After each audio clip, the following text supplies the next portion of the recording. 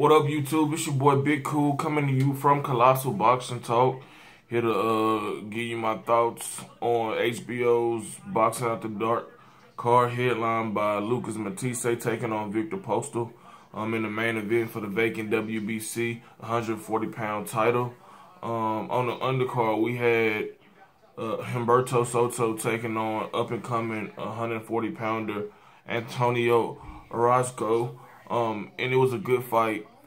Early in the first round, Soto came out pumping his jab, throwing his left hook. Close to the end of the round, he landed a beautiful right hand on Orozco to steal the round, or not to steal it, to win the round, to solidify the round. Second round was better action, back and forth. Orozco came out, made more of an assertive effort to, work the body.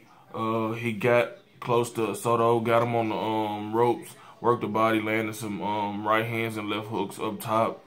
And he kind of slowly but surely took the gas and the wind from the older Soto as the fight went on. Soto still had his moments. He hurt Orozco at the end of that second round, which I gave him the round 2-0. But like I said, Orozco proved himself to be a legit threat at 140. I would like to see him not, lunge and reach so much with his punches, because a guy that is, a little fresher, better counter puncher, and more alert will make him pay, down the line. But he's a solid fighter. His power is there. He's not the biggest puncher, but he does have good power. And it was a good display for both guys tonight. The scores were, ridiculous. The judges had a 97-91, 98, 92, which is crazy. It was a close competitive fight. I'm not mad that Orozco won the fight at all, you know what I'm saying? But those judges, I don't know what fight they were watching, but it was a good action fight. Wouldn't mind a rematch, because the referee docked a point from Orozco, although it didn't come back to bite him. But still, I kind of felt that the referee was, too much involved in the fight. It was 3 instances that Soto ended up on the canvas. The first one was it was a low blow, not intentional, but it happens in boxing. The second one, it was really not clear. Was it a legitimate body shot or another low blow? But for whatever reason, nothing was called. Time was called for a minute to let Soto get his gatherings, and the action resumed. But like I said, it was a good fight from both guys to open up the HBO telecast. Very entertaining, back and forth action, a competitive fight, but one that Orozco did eke out and win a close fight. Now on to the main event. You had Lucas the Machine Matthysse taking on Viktor the Iceman Postol. And going into this fight, I picked Postol to win via a split decision.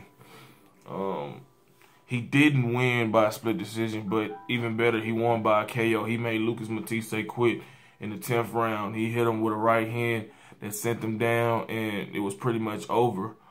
The fight started out as usual, a filling out process, and Matthysse won the second round, and after that, from the third round on up into the stoppage, it was all Postol. He was the faster guy, better skills, and he hurt Matthysse, numerous times in this fight. Matthysse did hurt him a couple times, but nothing too dramatic to where you thought, oh, he's about to go down. I'm big on Postol. Ever since I seen him fight Aiden, back a couple years ago, last year, I knew that, with his height, his reach, his skill set, he's going to be a problem for anybody at the 140-pound division. He did do a lot of clinching tonight, but, that was his game plan, obviously, because going into this fight, he knew what type of threat Lucas Matthysse was and what kind of power he possessed. And, it wasn't great to watch at times, but he threw a lot more punches. I know a lot of people gonna say, well, it was like a little mini Klitschko. Nah, I don't want to go that far, because he actually let his hands go through combinations, and he was lighting up Lucas Matthysse like it was the 4th of July. I mean, he was dominant. He was dominant, and it was clear that Matthysse needed a knockout to, you know, overcome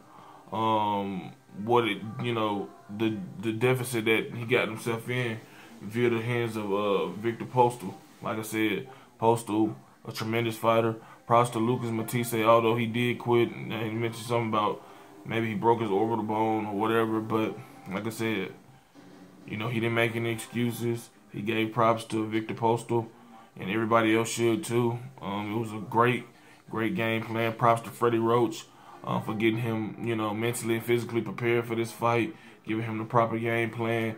And, you know, you got to have a skill set and the mindset to be able to execute and carry out your plan. And that's exactly what he did tonight. So congratulations to the new WBC junior welterweight champion, Viktor the Iceman Postol. And, you know, he has a lot of fights out there that are intriguing.